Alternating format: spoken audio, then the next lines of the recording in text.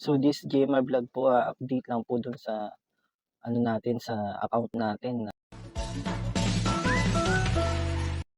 So hello po, good morning, good news po ang may babagi ko po sa inyo. Bumalik na po sa dati yung pagka-okay ng aking profile recommendation kasi actually may violation po yun eh. Dun po sa in-upload kong video na violation. So yung pagka-check ko kanina, kung makikita niyo sa screen ko, bumalik na po sa dati.